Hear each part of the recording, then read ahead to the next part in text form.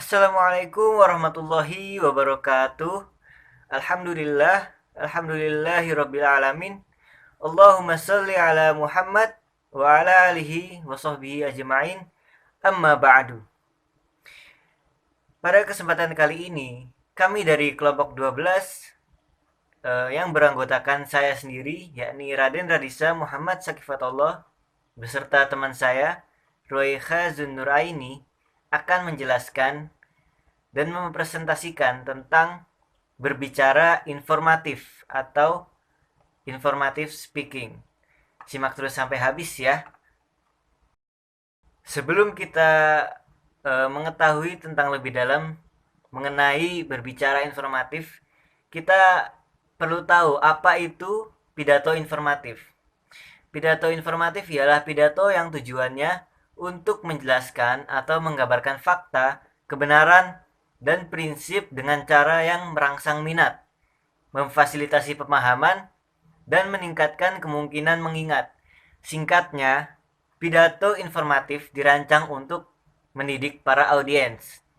Dengan demikian, sebagian besar pidato yang disampaikan oleh guru-guru atau dosen-dosen kalian di kelas dapat diklasifikasikan sebagai pidato yang informatif.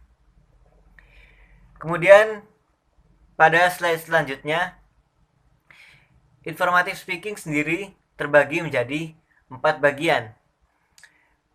Pada bagian yang pertama yakni adalah sifat berbicara informatif yang membahas tujuan dan sifat dari pidato informatif yang berkaitan dengan jenis pidato yang lainnya.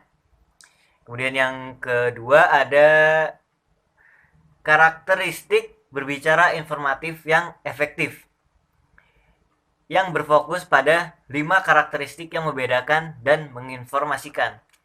Kemudian yang ketiga, kita membahas tentang 5 metode penginformasian.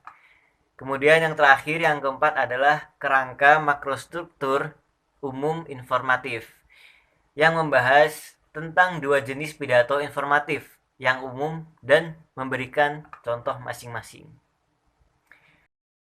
Baik, selanjutnya kita akan masuk ke bab yang pertama, yakni sifat berbicara informatif. Berbicara informatif memiliki tujuan untuk membantu pendengar memahami suatu topik dengan meningkatkan pengetahuan mereka tentang topik tersebut. Berbicara informatif menjawab pertanyaan tentang topik 5W1H, yakni siapa, kapan, apa, di mana, mengapa, dan bagaimana. Jadi, berbicara informatif pada dasarnya adalah mengajar. Misalnya, Anda dapat mendeskripsikan permukaan bulan, membandingkan dan membedakan sebuah objek dengan objek yang lainnya, atau mendemonstrasikan tentang cara membuat sesuatu. Masing-masing pesan ini akan dirancang untuk mendidik atau menginformasikan.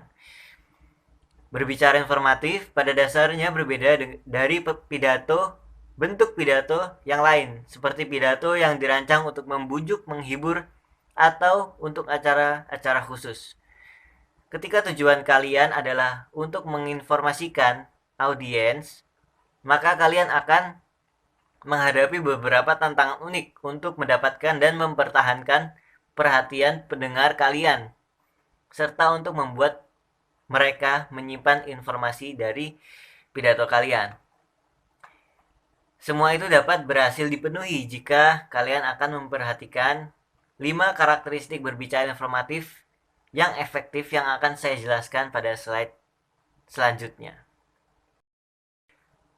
Baik, selanjutnya kita masuk ke bab kedua, yakni karakteristik berbicara informatif yang efektif. Pada bab ini akan terbagi menjadi 5 bagian. Yang pertama ialah merangsang intelektual, yang kedua relevan, ketiga kreatif, keempat mudah diingat, dan yang terakhir membahas gaya belajar yang beragam. Kita masuk ke bagian yang pertama, yakni merangsang intelektual. Informasi akan dirasakan oleh audiens sebagai merangsang intelektual ketika topik tersebut baru bagi mereka. Dan ketika dijelaskan dengan cara yang membangkitkan rasa ingin tahu dan menggairahkan minat mereka. Maksudnya informasi baru ini yang saya bilang tadi adalah sebagian besar audiens tidak terbiasa dengan apa yang kalian presentasikan atau bahwa cara kalian menyampaikan informasi memberi audiens wawasan baru tentang topik yang sudah mereka kenal. Jika audiens tidak terbiasa dengan topik kalian harus mempertimbangkan bagaimana kalian mendapatkan keingintahuan alami dari para audiens tersebut. Keingintahuan alami dari audiens tersebut.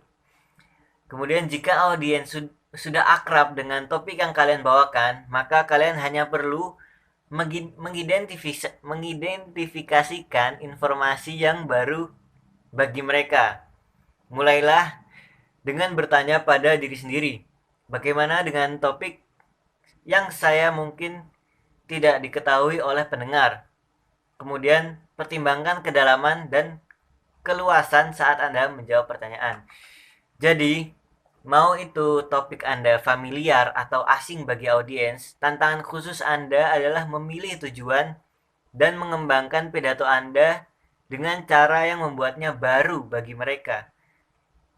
Dengan melakukan itu, audiens akan merasa mendapatkan informasi baru dari pidato kalian. Kemudian, bagian yang kedua yakni adalah relevan. Penting agar informasi atau wawasan baru yang kalian bagikan ini relevan atau relate dengan kebutuhan dan keinginannya para audiens.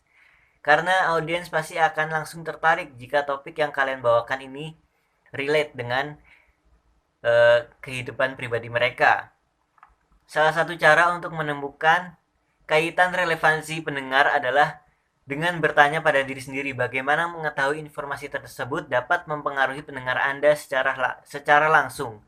Bagaimana itu akan membuat mereka lebih bahagia, lebih sehat, lebih kaya, dan sebagainya.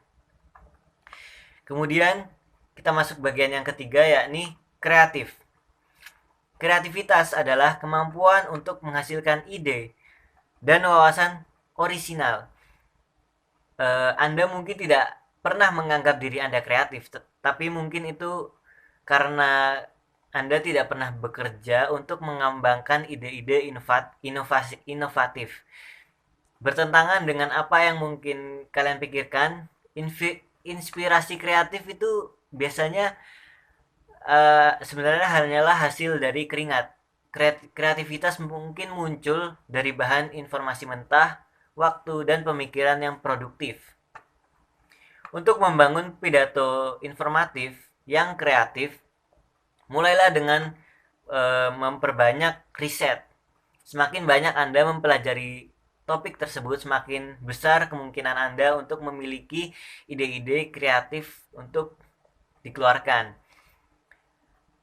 Seorang pembicara yang menyajikan informasi secara kreatif melakukannya karena mereka telah memberikan banyak materi pendukung untuk dikerjakan.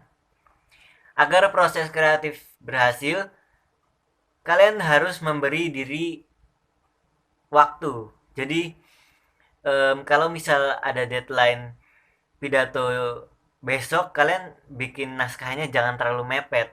Karena jarang sekali ide kreatif itu muncul saat berada dalam waktu yang krisis.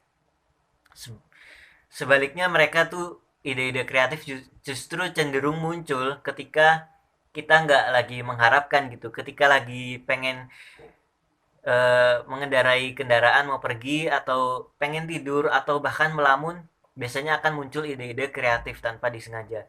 Jadi, cara sederhana untuk meningkatkan kemungkinan bahwa Anda akan mengembangkan ide-ide kreatif adalah dengan memberi diri Anda waktu dengan menyelesaikan naskah Anda beberapa hari sebelum kalian pidato atau berbicara. Kemudian Anda akan memiliki waktu untuk mempertimbangkan bagaimana mempresentasikan ide-ide Anda secara kreatif. Selanjutnya, kita masuk ke bagian yang keempat, yakni mudah diingat.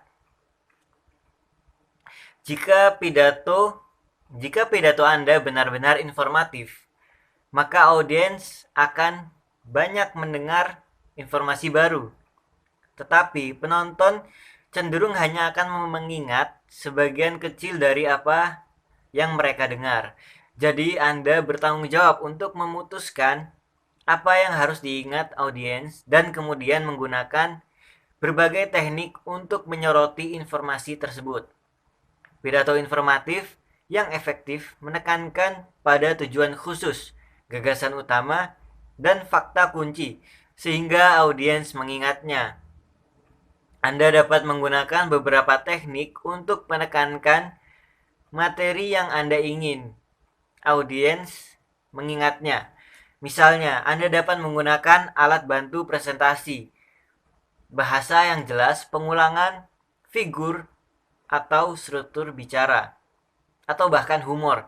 Salah satu dari teknik ini dapat membangkitkan minat dan juga membuat audiens dapat mudah mengingat isi pidato yang kalian sampaikan. Kemudian kita masuk ke bagian yang terakhir dari bab ini, yakni mengatasi beragam gaya belajar. Setiap audiens pasti memiliki cara yang berbeda dalam mereka memilih gaya belajar, sehingga pidato informatif yang efektif dikembangkan dengan cara yang membahas gaya belajar yang beragam. Pertimbangkan bagaimana kalian dapat mengatasi dimensi perasaan melalui gambaran yang jelas yang membangkitkan emosi atau melalui materi pendukung dari pengalaman nyata yang Anda alami. Demikian juga kalian dapat mengatasi dimensi menonton dengan menggunakan alat bantu visual dan dengan menggunakan ekspresi wajah dan gerak tubuh yang sesuai. Kemudian kalian dapat mengatasi dimensi pemikiran melalui struktur makro yang jelas serta definisi, penjelasan, dan statistik. Kemudian yang terakhir, kalian dapat mengatasi dimensi melakukan dengan memberikan kesempatan pada pendengar untuk melakukan sesuatu selama pidato atau sesudahnya. Pembulatan siklus memastikan bahwa Anda mengatasi beragam gaya belajar audiens dan membuat pidato dimengerti, bermakna, dan mudah diingat untuk semua.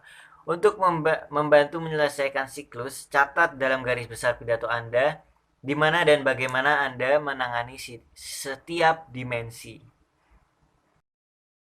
Baik, selanjutnya kita akan masuk ke bab yang ketiga, yakni metode penginformasian. Setelah kalian memutuskan bahwa tujuan umum pidato yang kalian bawakan adalah untuk memberi informasi, kalian harus memutuskan metode apa yang akan Anda gunakan untuk mendidik audiens tentang topik yang kalian berikan.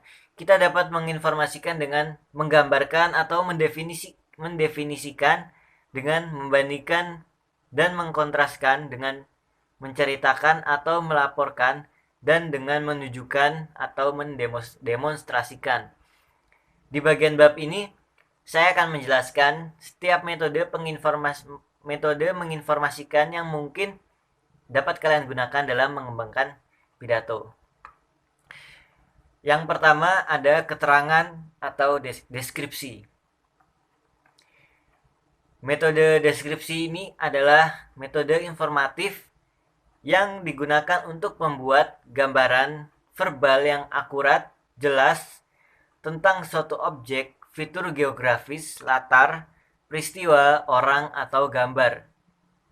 Metode ini biasanya menjawab pertanyaan menyeluruh tentang siapa, apa, atau di mana. Jika hal yang akan dideskripsikan sederhana dan familiar, maka deskripsinya mungkin tidak perlu diperinci. Tetapi jika hal yang akan dideskripsikan rumit serta tidak familiar, tidak dikenal, maka deskripsinya tentu mungkin akan lebih lengkap. Untuk menggambarkan sesuatu secara efektif, Anda perlu mempertimbangkan untuk menjelaskan ukuran, bentuk, berat, warna, komposisi, usia, kondisi, dan organisasi spesialnya. Mungkin meskipun deskripsi Anda mungkin hanya berfokus pada beberapa di antaranya, masing-masing sangat membantu untuk mempertimbangkan saat Anda membuat deskripsi. Jadi bagaimanapun, deskripsi yang berlangsung yang kalian jelaskan penting agar deskripsi Anda teratur dan tidak melompat-lompat, sehingga membantu audiens untuk melihat secara sistematis hal yang Anda gambarkan. Kemudian bagian yang kedua ada definisi. Metode definisi adalah metode menginformasikan yang menjelaskan sesuatu dengan mengidentifikasi maknanya. Ada 4 cara untuk menjelaskan arti sesuatu. Yang pertama, kita dapat mendefinisikan kata atau ide dengan mengklasifikasikannya dan membedakannya dari ide yang serupa.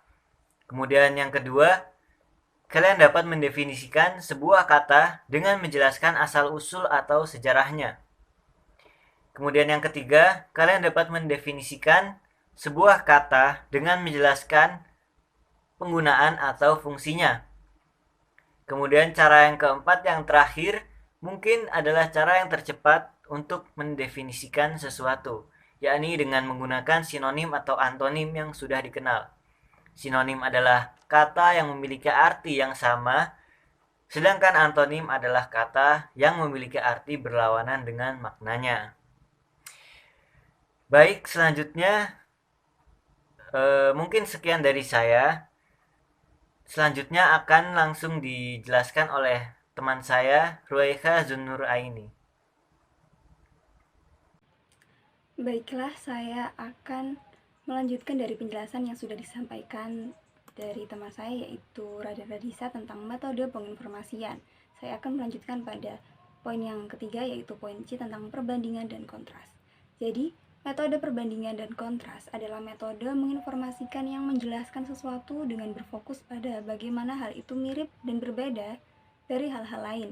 Misalnya dalam pidato tentang vegan, Anda dapat menunjukkan bahwa seperti semua vegetarian, vegan tidak memakan daging, namun ada beberapa perbedaan. Jadi dari semua vegetarian, vegan memiliki pola makan yang paling ketat. Jadi hal itu dapat menjadi sebuah patokan perbandingan atau perbedaan antara vegan dan jenis vegetarian yang lainnya. Nah, perbandingan dan kontras dapat bersifat kiasan atau literal. Jadi Anda dapat menggunakan metafora dan analogi dalam menjelaskan ide-ide Anda serta membuat perbandingan yang sebenarnya. Selanjutnya poin yang D, yaitu cerita. Metode narasi adalah metode menginformasikan yang menjelaskan sesuatu dengan cara menceritakan kembali peristiwa. Narasi peristiwa atau biografi, mitos, cerita, dan kisah lainnya dapat menjadi cara yang efektif untuk menjelaskan suatu gagasan. Narasi biasanya memiliki 4 bagian. Yang pertama, narasi mengarahkan pendengar pada peristiwa yang akan diceritakan kembali dengan menggambarkan kapan dan di mana peristiwa itu terjadi dan dengan memperkenalkan orang-orang atau tokoh-tokoh penting. Kedua, setelah pendengar diorientasikan, narasi menjelaskan urutan peristiwa yang menyebabkan komplikasi atau masalah, termasuk detail yang meningkatkan perkembangan. Ketiga, narasi membahas bagaimana komplikasi atau masalah mempengaruhi orang-orang kunci dalam narasi tersebut. Dan yang keempat atau yang terakhir, narasi menceritakan bagaimana komplikasi atau masalah diselesaikan. Lalu, ciri-ciri narasi yang baik antara lain yaitu alur cerita yang kuat, penggunaan bahasa deskriptif dan detail yang memperkuat alur, orang, latar, dan peristiwa, penggunaan dialog yang efektif, lalu penggunaan gestur seperti mondar-mandir yang membangun ketegangan dan suara yang kuat. Lalu selanjutnya yaitu demonstrasi atau poin E. Metode demonstrasi adalah metode menginformasikan yang menjelaskan sesuatu dengan menunjukkan bagaimana hal itu dilakukan, dengan menampilkan tahapan-tahapan suatu proses atau dengan menggambarkan bagaimana sesuatu itu bekerja. Demonstrasi berkisar dari yang sangat sederhana dengan beberapa langkah yang mudah diikuti seperti cara menyetrika baju, hingga yang sangat kompleks seperti mendemonstrasikan cara kerja reaktor nuklir. Terlepas dari apakah topiknya sederhana atau kompleks, demonstrasi yang efektif membutuhkan keahlian, mengembangkan hierarki langkah, dan menggunakan bahasa visual dan alat bantu. Dalam demonstrasi, Anda mengatur langkah-langkah ke dalam hierarki urutan waktu sehingga audiens Anda dapat mengingat urutan tindakan secara akurat. Meskipun Anda dapat menjelaskan bagaimana sesuatu hanya dengan menggunakan kata-kata, sebagian besar demonstrasi melibatkan benar-benar menunjukkan kepada penonton bagaimana melakukan sesuatu. Jika apa yang Anda demonstrasikan relatif sederhana, Anda dapat mendemonstrasikan seluruh proses dari awal hingga akhir. Namun, jika proses yang akan didemonstrasikan panjang atau rumit, Anda dapat memilih untuk memodifikasi peragaan dan menyiapkan materi sehingga meskipun semua tahapan dalam proses ditampilkan, tidak setiap langkah diselesaikan saat penonton menonton. Dan tidak lupa, Anda perlu berlatih demonstrasi berkali-kali sehingga Anda dapat melakukannya dengan lancar dan mudah. Dan juga pastikan bahwa semua audiens Anda dapat melihat apa yang Anda lakukan. Selanjutnya, saya akan menjelaskan tentang bab yang selanjutnya, yaitu kerangka makrostruktur umum informatif. Bagian ini saya akan menjelaskan tentang setiap langkah kerja. Nah, dalam makrostruktur ini dibagi ke dalam dua bagian, yaitu tentang pidato proses dan pidato ekspositori. Yang pertama yaitu pidato proses. Salah satu pidato informatif yang paling umum adalah pidato proses, yang menjelaskan dan menunjukkan bagaimana sesuatu dilakukan, dibuat, atau bekerja. Misalnya, petugas pinjaman menjelaskan langkah-langkah dalam mengajukan hipotek. Seorang insinyur menjelaskan desain terbaru untuk mesin turbojet, atau seorang penulis mendiskusikan proses penulisan buku. Penjelasan proses yang efektif mengharuskan Anda menggambarkan langkah-langkah dan urutan kemunculan dengan hati-hati. Kemudian Anda perlu mengembangkan penjelasan konkret dari setiap langkah. Penjelasan proses dapat secara verbal menggambarkan langkah-langkah dengan bantuan alat bantu presentasi dan mungkin juga melibatkan demonstrasi penuh atau sebagian. Jika prosesnya sederhana seperti bagaimana mendapatkan lebih banyak kekuatan pada pukulan forehand tenis meja, Anda mungkin ingin mencoba demonstrasi lengkap melalui seluruh proses di depan penonton. Tetapi untuk proses yang relatif rumit, Anda akan ingin menyajikan demonstrasi yang dimodifikasi di mana Anda menunjukkan tahapan proses yang telah selesai dan hanya secara fisik mendemonstrasikan bagian-bagian kecil dari setiap langkah atau satu atau dua langkah-langkah, sehingga itu dapat memperpendek proses pendemonstrasian. Nah, lalu Anda dapat menggunakan alat bantu visual untuk membantu audiens melihat langkah-langkah dalam prosesnya. Keahlian pembicara sangat penting untuk efektivitas pidato proses dan menggunakan bahasa yang hidup bila disertai dengan alat bantu presentasi yang disiapkan dengan baik memastikan bahwa pidato akan efektif. Lalu selanjutnya yaitu pidato ekspositori. Pidato ekspositori sendiri adalah presentasi informatif yang memberikan pengetahuan mendalam yang diteliti dengan cermat tentang topik yang kompleks, misalnya memahami debat perawatan kesehatan, asal-usul dan klasifikasi lagu anak-anak, teori biologis tentang pelecehan anak, dan melihat rap gangsta sebagai puisi adalah semua topik yang dapat Anda berikan spesifikasi ekspositori. Semua pidato ekspositori mengharuskan pembicara menggunakan dasar penelitian yang luas untuk mempersiapkan presentasi, memilih pola organisasi, membantu audiens memahami materi yang dibahas, dan menggunakan berbagai metode informatif untuk mempertahankan perhatian audiens dan pemahaman materi yang disajikan. Anda akan ingin memproses informasi Anda dari sumber yang memiliki reputasi yang baik. Kemudian saat Anda berbicara, Anda akan ingin mengutip sumber informasi yang Anda sajikan. Anda dapat melakukannya dalam bentuk catatan kaki lisan atau oral footnote, referensi lisan ke sumber asli informasi tertentu pada titik penyajiannya selama pidato. Jadi Anda menyampaikan sumber dari informasi tersebut secara langsung. Dengan cara ini Anda dapat membangun kepercayaan dari informasi yang Anda sajikan serta memperkuat kredibilitas Anda sendiri. Ciri khas dari pidato ekspositori yang efektif adalah bahwa ia menggunakan berbagai metode informasi untuk mengembangkan materi. Dalam satu pidato, menggunakan deskripsi, definisi, perbandingan dan kontras, narasi, dan demonstrasi singkat untuk mengembangkan poin utama. Pidato ekspositori mencakup pidato yang menjelaskan masalah politik, ekonomi, sosial, agama, atau etika. Mereka menjelaskan peristiwa atau kekuatan sejarah, yang menjelaskan teori, prinsip, atau hukum, dan yang menjelaskan sebuah karya kreatif. Nah, di dalam pidato ekspositori ini mencakup beberapa hal. Yang pertama yaitu penjelasan masalah politik, ekonomi, sosial, agama, dan etika. Nah, sebelum kita dapat memecahkan suatu masalah, kita harus memahaminya.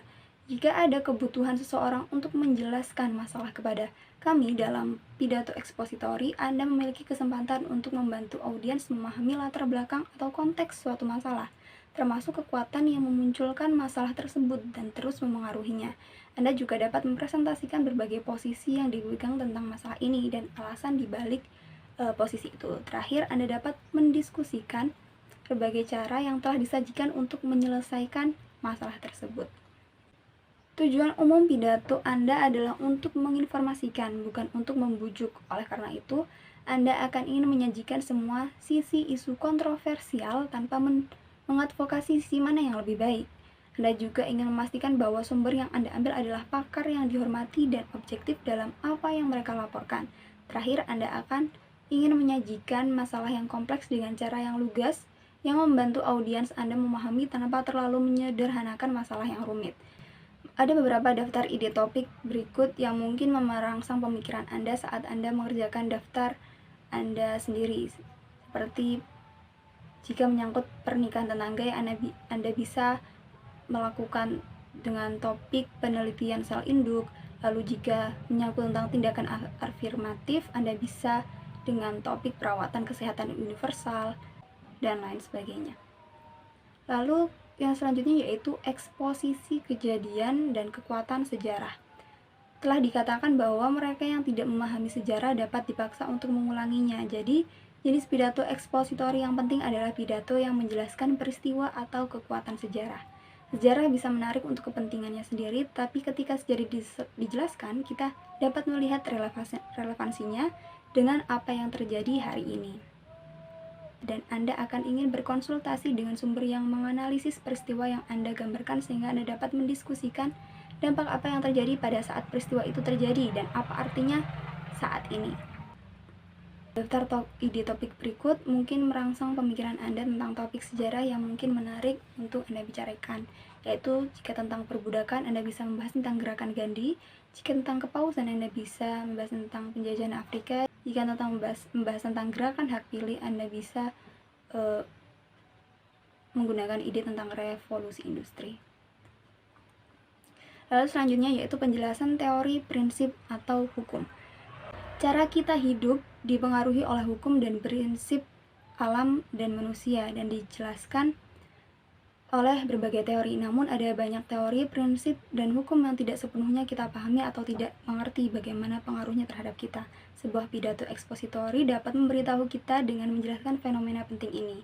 Sebagai pembicara ekspositori, Anda akan ditantang untuk menemukan materi yang menjelaskan teori, hukum atau prinsip dalam bahasa yang tidak dapat dipahami oleh audiens. Anda akan ingin mencari atau membuat contoh dan ilustrasi yang menghilangkan mistik atau terminologi yang rumit, menggunakan contoh-contoh yang efektif dan membandingkan ide-ide asing dengan ide-ide yang sudah diketahui audiens dapat membantu Anda menjelaskan hukum. Nah, berikut ini daftar ide topik yang mungkin dapat merangsang pemikiran Anda tentang topik untuk pidato ekspositori tentang teori, prinsip, atau hukum. Jika membahas tentang gravitasi, Anda bisa menggunakan tentang topik hukum Boyle. Lalu jika membahas tentang teori bilangan, bisa menggunakan teori psikoanalitik. Lalu jika membahas tentang teori feminis, Anda bisa menggunakan topik hierarki kebutuhan Maslow. Lalu yang terakhir yaitu ekspositori karya kreatif. Kebanyakan dari kita hanya tahu sedikit tentang bagaimana memahami sebuah karya kreatif, sehingga presentasi yang dirancang untuk menjelaskan karya kreatif seperti puisi, novel, lagu, atau bahkan pidato terkenal bisa sangat instruktif bagi penonton. Saat mengembangkan pidato yang menjelaskan karya kreatif atau kumpulan karya, Anda pasti ingin mencari informasi tentang karya tersebut dan artis yang membuatnya. Selain itu, Anda akan ingin mencari sumber yang membantu Anda memahami periode di mana karya ini dibuat dan mempelajari kriteria yang digunakan kritikus untuk mengevaluasi karya jenis ini. Nah, berikut ini daftar ide topik yang dapat merangsang pemikiran Anda tentang topik untuk pidato ekspositori pada sebuah karya kreatif. Contohnya, jika membahas tentang jazz film, Anda bisa menggunakan ide topik Alfred Hitchcock. Lalu jika tentang lukisan impresionis, Anda bisa menggunakan ide topik soneta cinta Shakespeare dan semacamnya. Jadi seperti itu presentasi yang dapat kami sampaikan tentang bab 12 tentang informative speaking. Sekian, wassalamualaikum warahmatullahi wabarakatuh.